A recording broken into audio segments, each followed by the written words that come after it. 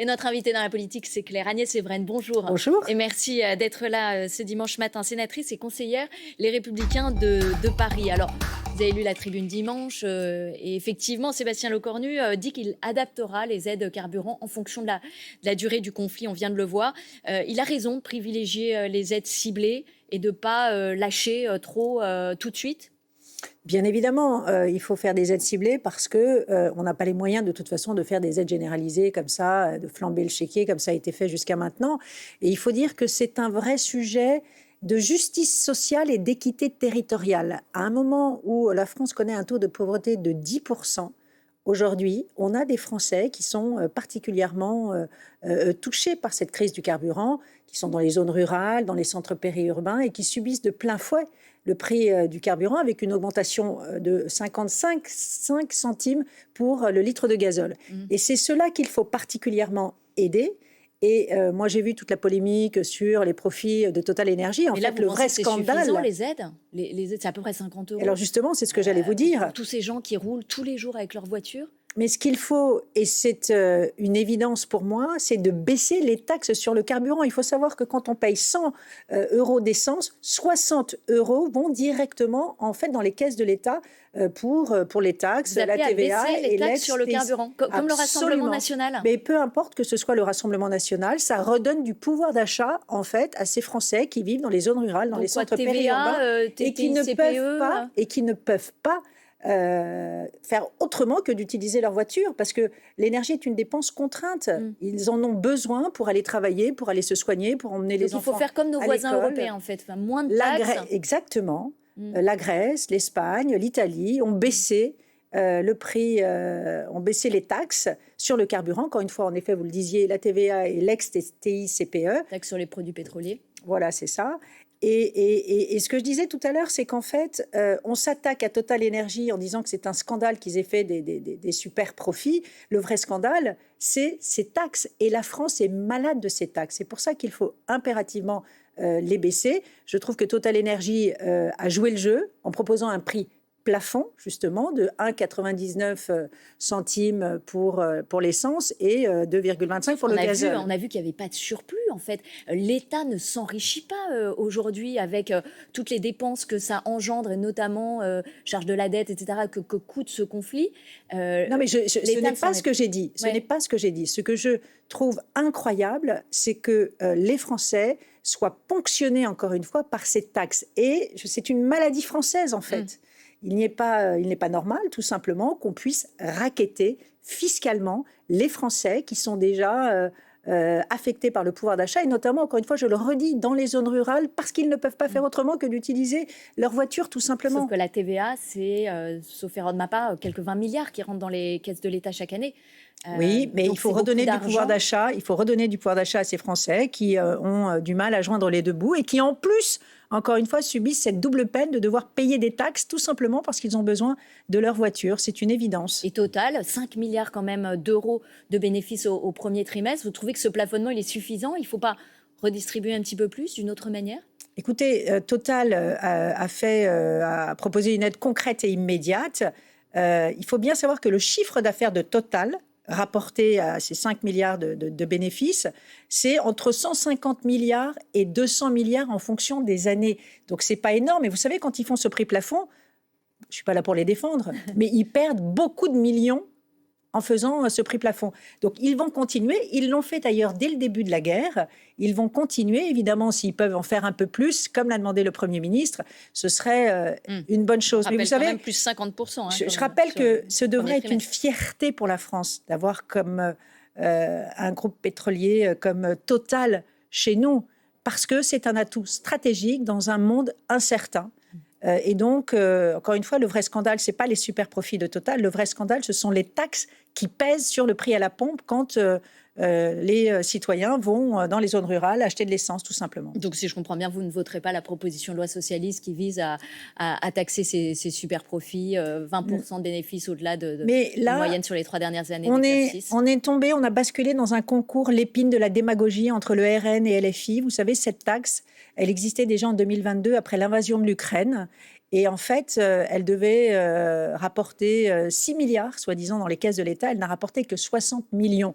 Et de toute façon, ça n'a aucun sens puisque les profits de Total ne sont pas faits en France, ils sont faits à l'étranger. Donc juridiquement, ça ne tient pas. C'est du vent, c'est du théâtre, comme l'a toujours fait de toute façon la gauche radicale avec Jean-Luc Mélenchon. Alors Jean-Luc Mélenchon, justement, il pourrait se lancer de façon assez rapide, peut-être imminente, dans la course à la présidentielle. Vu de la droite, comment vous voyez ces divisions à gauche ?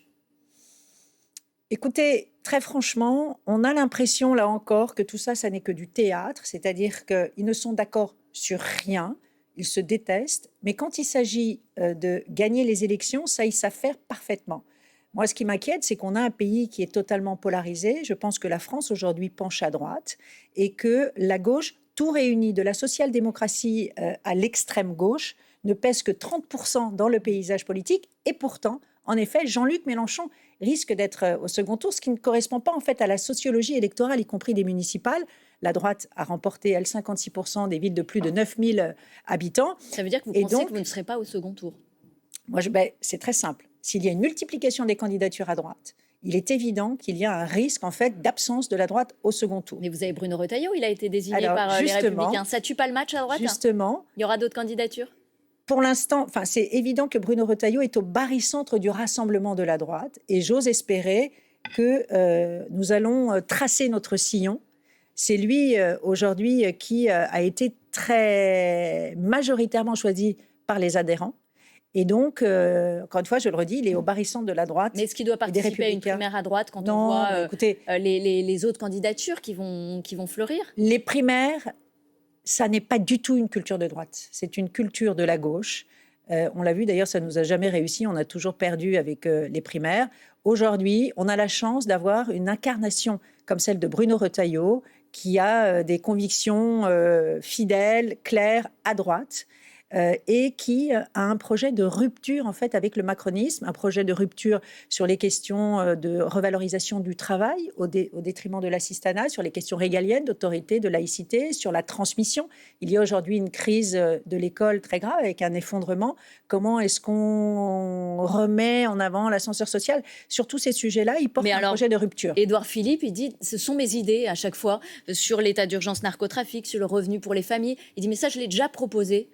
Il y a du copyright ou Non, il n'y a pas du copyright, mais vous savez, aujourd'hui, ces batailles d'ego, à la limite, n'intéressent pas les Français quand on voit la crise du pouvoir d'achat, les guerres, je le disais, la crise de l'école. Ce qui compte désormais, c'est que la droite soit bien représentée et que nous fassions partie du match. Parce que je le disais, avec la démultiplication des candidatures, ce qui serait gravissime, en fait, c'est que dans un an, on bascule dans un duel mortifère entre d'un côté le RN et d'un autre Mélenchon. C'est-à-dire d'un côté le parti des démagogues et d'un autre le parti des idéologues.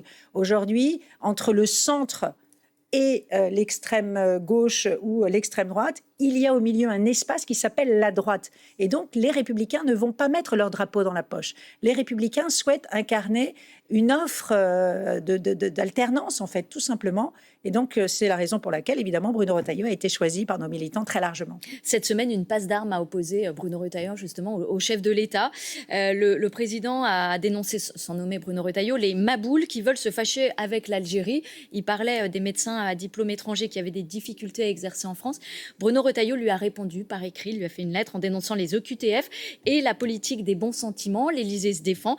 Est-ce qu'Emmanuel Macron règle ses comptes avec l'ancien ministre de l'Intérieur ? Sans doute, mais je trouve qu'un président de la République ne devrait pas s'exprimer en ces termes parce que Maboul, ça participe de cette radicalisation des rapports sociaux, de cette brutalisation en fait du débat politique. Et Maboul, ça veut dire fou. Bruno Retailleau, il est tout simplement ferme en fait. On regarde aujourd'hui la situation. Christophe Glaise, il est actuellement 37 ans, 38 ans, toujours emprisonné. C'est un journaliste, Kamel Daoud, qui a été condamné à plusieurs années de prison. Les OQTF qui sont reprises au compte-gouttes, en fait. Et donc, il est normal que Bruno Retailleau, qui a été ministre et qui a tenu un rapport de force avec l'Algérie, tienne ce discours. Il n'est pas pour autant maboule, il est tout simplement lucide. Le 1er mai, les salariés des artisans boulangers et fleuristes ont pu travailler sur la base du volontariat en étant payés double. Pour autant, il n'y avait pas de loi. Sébastien Lecornu les a invités finalement à désobéir. Il a appelé même un boulanger en lui disant « Ne vous inquiétez pas, l'amende que vous avez reçue, vous ne la paierez pas ». C'est le rôle d'un Premier ministre ? On nage en plein absurdistan, je trouve, sur ce sujet. Dans toutes les métropoles mondiales, New York, Londres, Tokyo, les jours fériés sont des pics d'activité pour les métiers de bouche. Et il n'y a qu'en France, en fait, où ça pose un sujet et on va punir, on va mettre une amende à des boulangers qui veulent travailler sur la base du volontariat en étant payés double. Donc, pour moi, c'est un non-sens. Évidemment qu'il faut que ces boulangers ouvrent. Et de voir le Premier ministre qui s'est senti obligé d'appeler un boulanger qui avait appelé, qui avait ouvert, malgré le fait qu'il n'y ait aucun texte de loi, prouve en effet que ce pays est totalement sclérosé, en fait, par une surbureaucratisation qui est incompréhensible. Ouais, vous avez vu le tweet de Gérald Darmanin qui, lui, quand même, défend le 1er mai, jour chômé, jour en famille, jour férié. Il prend ses distances avec la droite ? Écoutez, ça fait partie de ses convictions. Moi, je trouve que dans un pays où on vient d'annoncer que la croissance est nulle au premier trimestre, ça paraît, là encore, totalement aberrant idéologiquement de se dire qu'on va punir ceux qui veulent tout simplement travailler. C'est leur libre arbitre, c'est ce qu'on appelle tout simplement la liberté. S'ils veulent rester en famille, qu'ils restent en famille le dimanche, et c'est bien normal, qu'ils se reposent. Mais s'ils souhaitent aller travailler pour gagner plus d'argent, là encore, on doit tout simplement le respecter. Merci Agnès Evren d'avoir été notre invitée ce matin, sénatrice, conseillère de Paris. Dans la politique, c'est clair. L'info continue bien évidemment sur France Info. Restez avec nous.